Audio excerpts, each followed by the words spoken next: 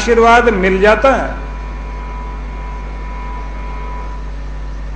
हम लोग जो आशीर्वाद पाने की विधि ढूंढ रहे हैं कि हाथ पकड़े सिर पे रखवा लें। गुरु मिल गए, गुरु को पकड़ना चाहते हो आप। अब पकड़ने का तरीका क्या है? अनायास जीवन में सूरदास के हुआ, लोगों ने लाकर के जंगल में खड़ा कर दिया कि बहुत लोग बैठे हुए भजन गाओ। मजाक करने वाले लोग थे, उन्होंने लाकर जंगल में खड़ा कर दिया। सूरदास वहां भजन गाने लग गए अकेले। अब वहां सुनने वाले, उनको लगा कि बहुत सारे सुनने वाले होंगे, क्यों सूरदास को आंखें नहीं थी। वो भजन गा रहे हैं। इतनी देर में आसमान में बादल छा गए, बरसात होने लग गई। तो इन्होंने आवाज देकर कहा कोई है सुन रहा है? तो कोई भी नहीं था वहां। जिन्होंने लाके छोड़ दिया था मजाक करने के लिए, वो तो चले गए। अब ये अपने गोविंद का भजन गाते गाते उसे पुकारते पुकारते आगे चल पड़े। अब जैसे आगे चले तो पानी पानी हो गया। एक गड्ढे में पानी इतना भरा हुआ था, उसकी तरफ ये आगे बढ़े, डूब सकते थे। तो कहते हैं कि गोविंद कन्हैया बाल रूप धारण करके सामने आ गए और सूरदास का हाथ पकड़ा। हाथ पकड़कर और अपनी कोमल वाणी में उन्होंने कहा, बाबा आगे मत जाओ, गड्ढा है पानी का बहुत भयंकर, गिर जाओगे, डूब जाओगे। हाथ पकड़कर उधर ले जाने लगे, दूसरी तरफ, सही रास्ते पर ले जा रहे थे। अब हाथ जो पकड़ा कृष्ण ने पकड़ा, लेकिन हाथ का स्पर्श ही अद्भुत था। मां स्पर्श करती है, भाई स्पर्श करता है, पिता स्पर्श करता है, सब स्पर्श अलग है। मित्र स्पर्श करता अलग है। गुरु का स्पर्श अद्भुत होता है, पर पिता परमात्मा का वो तो स्पर्श और भी अद्भुत है। अब उस स्पर्श से जो चमत्कार घटा, जैसे अंदर बिजली कौंध गई हो, जैसे करंट लगा हो। सूरदास को लगता है ऐसा स्पर्श दुनिया का नहीं होता, ये दुनिया से अलग स्पर्श है। इस स्पर्श की अनुभूति अलग है, क्योंकि अंधा व्यक्ति स्पर्श से अनुभव करता है। तो उन्हें लगा कोई ये खास बालक है, हो सकता वही ना हो जिसको रोज पुकारता हूं। इसने मेरा हाथ पकड़ा हुआ, तो उन्होंने भी अपनी उंगलियों में भींच लिया हाथ। हाथ भींचा तो वो धीरे धीरे छुड़ाने लगे। सूरदास ने ताकत से पकड़ना शुरू किया, तो भगवान की ताकत के आगे इंसान की ताकत क्या है। एक झटके में वो छुड़ाकर चल पड़े। सूरदास को भी समझ में आ गया कि जा रहे हैं छुड़ाकर, और कृष्ण भी छुड़ा रहे हैं। अभी तक इसको मेरी जरूरत थी, मैंने इसको पकड़कर बाहर निकाल दिया। अब अंधे व्यक्ति को चालाकी सूझी है, पकड़ लेना चाहता है मुझे, और मैं पकड़ में ऐसे नहीं आता। छुड़ाया, हाथ चल पड़े। सूरदास रुआ से होकर खड़े हो गए, रोने लगे। हाथ ऐसे वहीं का वहीं रुका हुआ। बाह छुड़ाए जात हो, निबल जानकर मोहे। कवि थे ना, संत कवि थे, तो कवि की भाषा में उनके शब्द निकलने शुरू हो गए कि मुझे कमजोर समझ लिया, इसलिए बाह छुड़ाकर जा रहे हो। मैं तुम्हारी बाह पकड़ नहीं सकता, तुम चाहो तो पकड़ सकते हो। बाह छुड़ाए जात हो, निबल जानकर मोहे। हृदय से जाओगे तो सबल गिनूंगा तो ही। मेरे दिल से निकलकर बाहर दिखा दो।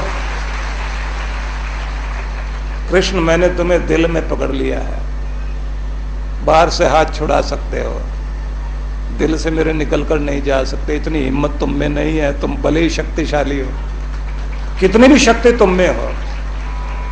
गुरु को भी अगर पकड़ना चाहते हो, बाहर से नहीं पकड़े जा सकते, हृदय से पकड़े जा सकते हैं, और ऐसे पकड़े जा सकते हैं फिर छूट नहीं सकते। इसलिए जो सूक्ष्म शरीर है गुरु का सूक्ष्म शरीर, आपका सूक्ष्म शरीर, आपकी अंत चेतना, गुरु की अंत दिव्य चेतना, दोनों का मेल होना शुरू हो जाए ध्यान में, श्रद्धा में, भक्ति में, दोनों का मेल होना शुरू हो जाए, आप अंदर ही अंदर गुरु को पकड़कर रखें, उस शक्ति को पकड़कर रखें, और कभी कभी उसे बड़ा करो, कभी छोटा करो। बड़ा करो तो इस तरह गुरु का ध्यान करके विशाल संसार गुरु में दिखाई दे, और छोटा करो इस तरह के बिंदु बनकर, माथे पर तिलक बनकर दिखाई दे, और फिर उस प्रकाश को, गुरु को प्रकाश रूप में अनुभव करते हुए माथे से अंदर उतरने दो, हृदय तक पहुंचने दो। महसूस करो मैं पवित्र हो रहा हूं, कलमश दूर हो रहे हैं, पाप हट रहे हैं, पवित्रता आ रही है। महसूस करो कभी खजाना देते हैं आकर, दोनों हाथों से गुरु दे रहे हैं। पूछा क्या है ये? बरकत दे रहा हूं। थोड़ा भी कमाएगा ना, उसमें से भी बचा लेगा, ये बरकत दे रहा हूं। और दिखाई देगा तेरे पास कुछ नहीं है, पर तेरा काम कोई बाकी रह नहीं पाएगा, आशीर्वाद देता हूं।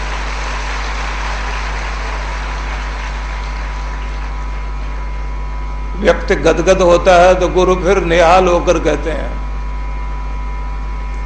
तुझे शक्ति देता हूं। अगर दुनिया कभी साथ छोड़ भी दे तो भी तू अकेला नहीं रहेगा, तेरे अंदर इतनी शक्ति होगी, अपने आप सारे काम कर सकता है, क्योंकि तू और तेरा परमात्मा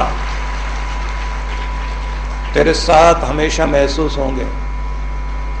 तुम्हें और तुम्हारे परमात्मा को जोड़ने का काम मेरा है, और मुझसे जुड़े रहने का काम तेरा है।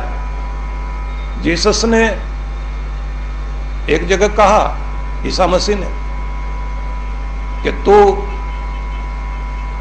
अपनी मां से अधिक प्यार मुझे करता है तो तू मेरा है, अपने पिता से भी अधिक प्यार अगर तू मुझसे करता है तो तू मेरा है, दुनिया के हर रिश्ते से बढ़कर के अगर प्यार तू मुझे करता है तो तू मेरा है। शिष्य और गुरु फिर एक ही है, फिर दो नहीं है।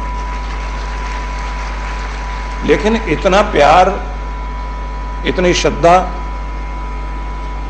यदि व्यक्ति कर सके, सब रिश्तों को तिलांजलि दे सके, सबको छोड़े लेकिन गुरु को ना छोड़े। लेकिन ज्यादातर लोग गुरु से कुछ चाहते हैं, गुरु को चाहते हैं या नहीं ये नहीं पता, भगवान को चाहते हैं ये नहीं पता, भगवान से जरूर चाहते हैं, चीजें चाह रहे हैं। वो माँ बाप को चाहते हैं ये नहीं पता, माँ बाप से कुछ चाहते हैं, उनकी कामना पूरी हो जाए, माँ बाप उनको देते रहें, उनकी बात मानते रहें। जब आप बिना शर्त प्यार करते हैं, यहीं से प्यार श्रद्धा बनकर जागता है, भक्ति बनकर जागता है, और वही कल्याण करता है। आप प्यार वाले होकर अपने पिता के, माँ के समर्पित होकर चलते हैं तो ध्यान रखना, मांगना नहीं पड़ता। आपको क्या चाहिए माँ बाप को पता है। सूफियों में कथा चलती है, एक इजिप्ट के संत हुए, उन्होंने कथा कही कि एक दीनहीन, लाचार, फटे कपड़े लेकिन बड़ा स्वाभिमानी, खुददार इंसान बादशाह के दरबार में गया, जाके खड़ा हो गया। बादशाह ने कहा सब आते हैं मुझसे मांगते हैं, ये व्यक्ति सामने खड़ा है, मांगता नहीं, बोलता कुछ नहीं, मैं क्या करूं? जब बोलेगा तो मैं दूंगा। वो आदमी वापस मुड़ गया, वापस जा रहा था। बादशाह वापस पीछे पीछे भागा, बोला रुको, तुम्हारी हालत देखने के बाद लगता है तुम्हें कुछ जरूरत है, पर जब तक तुम मांगेगा नहीं मैं दूंगा नहीं। वो आदमी बिना बोले फिर आगे बढ़ गया। इसने आगे बढ़कर हाथ पकड़ा और कहा, बोल तो सही। तब इस आदमी ने कहा, क्या मेरे कपड़े नहीं बोल रहे? क्या मेरी बेबसी नहीं बोल रही? क्या मेरा दिल नहीं बोल रहा? क्या मेरा रोम रोम नहीं बोल रहा? इतना मजबूर होकर आया हूं, मुंह से बुलवाकर शर्मिंदा करना चाहते हो? इतना गया बीता नहीं हूं। अगर मुंह से बोलना ही होगा, उससे अब बोल लूंगा जो सबसे ऊपर बैठा हुआ है। तेरे सामने मुंह से बोलकर नहीं कहता।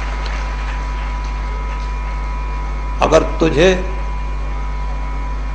ऐसे समझ नहीं आता तो बोलने से भी समझ नहीं आएगा। बादशाह ने उसका हाथ पकड़ा, गले लगाकर कहा, मित्र मंगते बहुत आए। एक स्वाभिमानी व्यक्ति जिसको एक भाई के सहारे की जरूरत थी, ऐसा नहीं आया था। अब तू बोल, तेरा दुख क्या है? कोई चीज मत मांग,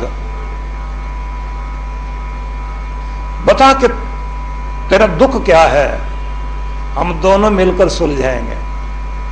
और ये मत समझ मैं बादशाह हूं और तू कोई साधारण इंसान। तुझे देखकर, तेरी बात सुनकर लगता है जैसे दो भाई, दो मित्र खड़े हों, आओ मिलकर समस्या सुलझाते हैं। कहते हैं वहां उसका गुरु बैठा था। उसने कहा, देख बादशाह, तू पूछता था ना भगवान से मांगते हैं और वो सुनता नहीं, तो कैसे मांगे? जबान से बहुत मांग कर देखा। जिस दिन तुम्हारा रोम रोम और तुम्हारा दिल, तुम्हारी वेशभूषा, तुम्हारा सब कुछ मांग रहा हो, बोल रहा हो, लेकिन जबान ना मांगती हो, तो समझ लेना प्रार्थना करनी आ गई। सिर्फ पहुंच जाओ दरबार में कि मैं क्या करूं, आ गया हूं तुम्हारे सामने। जो तू सहारा देना चाहता दे, नहीं देना चाहता ना दे। तेरे सामने आके अपना हाल दिखा दिया मैंने। सच बात तो यह है, गूंगा भी तो मांगता होगा, चींटी भी तो बोलती होगी, कितनी आवाज उसकी आती होगी। जब हाथी बोलता होगा मांगने के लिए, उसकी आवाज गरजती भी सुनाई देती है, शेर की आवाज गरजती सुनाई देती है। लेकिन उस प्यारे को तो गूंगे की भी आवाज सुनाई देती है, क्योंकि वो दिल से सुनता है। दिल में जो आप बोल रहे हैं, दिल में बैठा वो भी सुनता है। आप सच्चे हृदय वाले बनो, बात बात में मांगने वाले नहीं, भगवान को चाहने वाले बनो, उससे चीजें चाहने वाले नहीं। और ये जगह जगह जो हाथ फैलाते हो, देखना मेरे हाथ की लकीर, देखना मेरी किस्मत। आपकी किस्मत को और आपकी तकदीर को, आपकी जिंदगी को जो रात दिन सुलझा रहा है, उसके आशीर्वाद की तरफ अपना ध्यान दो। लोगों के आगे हाथ मत फैलाओ।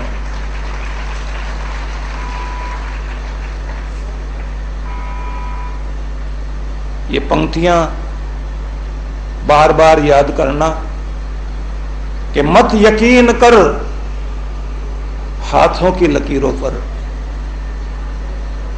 मत यकीन कर हाथों की लकीरों पर। किस्मत उनकी भी होती है जिनके हाथ नहीं होते, किस्मत उनकी भी होती है जिनके हाथ नहीं होते। भरोसा करना है तो सिर्फ अपने मालिक का, खुद का, अपने गुरु का। वो